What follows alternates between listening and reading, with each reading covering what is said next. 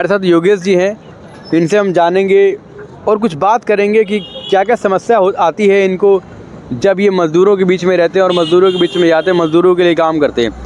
आपको साफ दिख रहा होगा महान अक्टूबर समाजवादी क्रांति जिंदाबाद, इनकलाबी मजदूर केंद्र जिंदाबाद, और यहाँ पे लिखा मजदूर राज समाजवादी के लिए आगे बढ़ो, पूंजीवादी साम्राज्यवाद फांसीवादी मुर्दाबाद, इनकलाब जिंदाबाद। साथियों, जिस तरीके से आपने कहीं देखा होगा कि मज़दूरों का हनन, जो फैक्ट्री वर्कर है या फिर कहीं भी वर्कर हैं, जो भारत में कहीं मज़दूरों की दुर्दशा है, उनके साथ बहुत अत्याचार हो रहा है, उनको न्यूनतम मजदूरी नहीं मिल रही है। तो हमारे साथ योगेश जी हैं, ये कहीं ना कहीं 15 से 20 सालों से अपना जीवन पूरा जो है कि समाज के लिए त्याग रखा है, और ये समाज के बीच में जाते हैं। किसी भी जाति, किसी भी धर्म का व्यक्ति है, अगर उसके साथ कोई भी समस्या होती है तो उनके साथ कंधे से कंधा मिला के खड़े रहते हैं और उनके लिए काम करते हैं। तो आप ये बताइए, अगर आप महान अक्टूबर क्रांति, साम्राज्यवादी क्रांति के बारे में आप बताने जा रहे हैं लोगों को, तो क्या क्या कठिनाइयों का सामना करना पड़ता है, और ये महान अक्टूबर क्रांति क्या चीज़ है, ये हमें आप ये बताइए। देखिए, महान अक्टूबर समाजवादी क्रांति 1917 में रूस के अंदर हुई थी। रूस की बहादुर जनता ने कॉमरेड लेनिन के नेतृत्व में ये 25 अक्टूबर पुराने कैलेंडर के अनुसार और 7 नवंबर अभी जो हमारा ये कैलेंडर है, रूस में 2 कैलेंडर चलते थे, तो उसके अनुसार ये 7 नवंबर को बनता है। तो ये महान अक्टूबर समाजवादी क्रांति एक ऐसी क्रांति थी जिसने अन्याय पर टिके हुए मतलब पूंजीवादी और सामंती सिस्टम को उखाड़ फेंका था। ऐसे ही मतलब हम अपने देश में चाहते हैं कि एक क्रांति हो, देश पर मज़दूर किसानों का राज हो। आज देश पर 1% पूंजीपति, अफसर, नेता और माफिया राज कर रहे हैं। तो यही है, हम लोगों ने 8 नवंबर को शनिवार है 3:30 बजे सेक्टर 3 के आई ब्लॉक के पार्क में अक्टूबर क्रांति पर एक कार्यक्रम रखा है। ये साथियों, ये कार्यक्रम इसलिए रखा है कि हम भी अपने देश में मज़दूरों को एकजुट करके एक क्रांति करने की तरफ आगे बढ़ें। आज हमारे दिल्ली के बवाना औद्योगिक क्षेत्र के हालात क्या हैं कि एक मज़दूर को 18,456, एक हेल्पर को 8 घंटे का वेतन मिलना चाहिए, और 12 घंटे का लगभग 37,000 रुपये बनता है अगर कानून के हिसाब से उसको मिले तो। लेकिन 12 घंटे का 12,000 और 8 घंटे का 8,000, 7,000, 9,000 रुपये उसको मिलता है। तो यही है कि बड़ी लूट हो रही है। कारीगर को 8 घंटे का 22,411 का है और उसको मिलता है 12-14 हज़ार रुपये। तो यही है कि जो सरकार है वो अपने कानूनों को खुद लागू नहीं कर रही है, तो ऐसी सरकार को बना रहने का कोई अधिकार नहीं है। भगत सिंह ने कहा था कि जो सरकार जनता के साथ इस तरह का सलूक करती है तो नौजवानों का अधिकार ही नहीं बल्कि कर्तव्य भी बन जाता है कि वो ऐसी सरकार को उखाड़ फेंकें। तो साथियों, इसी कड़ी में हम लोग मतलब बवाना औद्योगिक क्षेत्र के अंदर एक लगातार धरना चलाना चाहते हैं।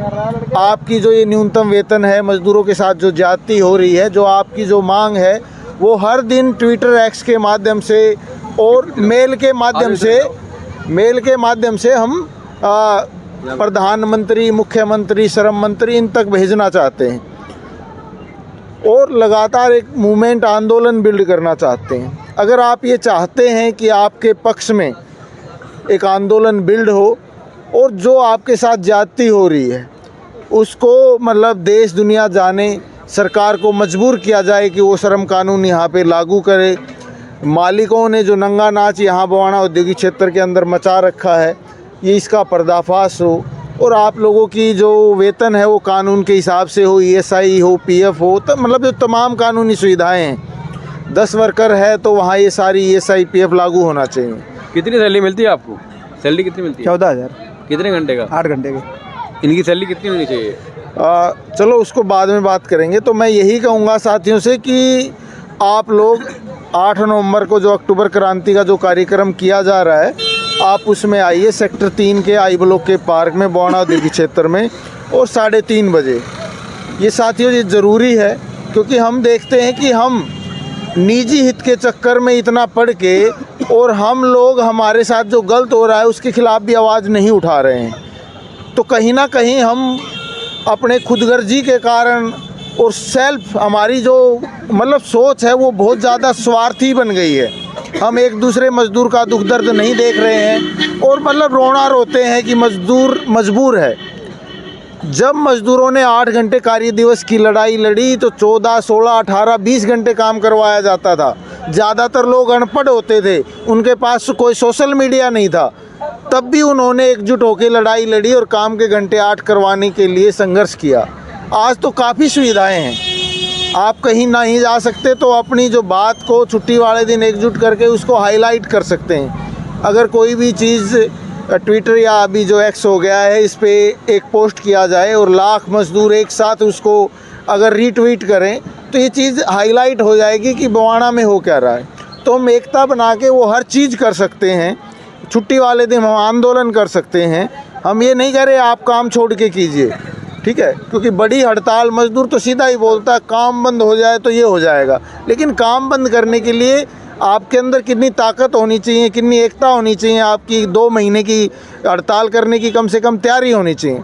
तो मैं यही कहूँगा साथियों कि ये कुतर्क मत कीजिए कि मेरे पास कोई टाइम नहीं है, या किसी ऑपरेटर है जो पीस रेट पे काम करता है, 20,000 कमा रहा है, वो 12 घंटे काम करता है, 45,000 रुपये बनेगा ऑपरेटर का 12 घंटे का अगर आप काम कर रहे हैं। और पीस रेट पे तो आप गधे की तरह काम करते हैं, मतलब शरीर को देखते ही नहीं, है ना। जवानी में तो ये चल जाएगा, बुढ़ापे में शरीर साथ नहीं देगा। तो यही है कि आप लोगों को सोचना होगा और अक्टूबर क्रांति पे हम जो कार्यक्रम कर रहे हैं उसमें आइए, और दिसंबर महीने में कोई लगातार मूवमेंट यहाँ पे धरना चलाते हैं और उसके बाद इस चीज़ को हाईलाइट करते हैं। और ये आपके सहयोग के बगैर नहीं हो सकता है, क्योंकि अगर आप सहयोग नहीं दोगे तो हमारा भी ये हौसला टूटता है कि यार हम जिनके लिए लड़ रहे हैं वही अपनी मस्ती में मस्त हैं, अपना मतलब अपने परिवार में अपने उसमें मस्त हैं। तो ये हम जो संघर्ष कर रहे हैं पूरे मजदूर वर्ग के लिए संघर्ष हो रहा है, और इसमें आपकी भागीदारी महत्वपूर्ण है। जब तक मजदूर साथ नहीं देगा तब तक कुछ नहीं हो सकता है साथियों। मजदूरों के शिक्षक हुए हैं कार्ल मार्क्स, उन्होंने बोला है मजदूर वर्ग की मुक्ति स्वयं मजदूर वर्ग का कार्य है। आप ये बताइए, आज के समय में बताया जा रहा है कि आपने ये भी कहा 2% लोगों का पूरे भारत पे राज है, और कहीं 2% लोगों के पास पूरे भारत का 80% पैसा है। तो ये अडानी अंबानी कोई नहीं, तो ये अडानी अंबानी जैसे लोगों की पूंजीपति रोज़ बढ़ते जा रही है, और गरीब व्यक्ति गरीब रोज़ होता जा रहा है, और अमीर होता जा रहा है। तो ये कैसे हो रहा है? देखिए, भारत एक पूंजीवादी देश है, किसी को ये वो नहीं होना चाहिए बाबा साहब ने संविधान बनाया था तो सब कुछ ठीक है। भारत का संविधान टाटा बिरला एक्शन प्लान ये पूंजीपतियों का संविधान है, और इसमें हुआ यही कि पैसे वाले और पैसे वाले होते गए और गरीब लोग आज भी गरीब हैं। एक टाइम पे सरकारी नौकरी इसके दम पे कुछ लोगों को कुछ % जनता को राहत मिली, अब इन्होंने ये सरकारी नौकरियां भी ले दे के ख़त्म कर दी हैं या बहुत कम कर दी हैं, है ना। और 1991 में भारत में नई आर्थिक नीतियां अपनाई गई, उदारीकरण, वैश्वीकरण, निजीकरण। उसके बाद तो हर डिपार्टमेंट का निजीकरण स्टार्ट हो गया, हर जगह पे ठेके पे लोग रखे जाने लगे। खुद श्रम विभाग जहां काम श्रम कानून को लागू करवाने का है वहां पे कर्मचारी C, D और B कैटेगरी के कर्मचारी ठेके पे रखे जा रहे हैं, तो वो कैसे श्रम कानून को लागू करवाएगा। तो यही साथियों कि देश में बहुत बुरा हाल है, और इसको बदलने के लिए हमें एकजुट होना पड़ेगा।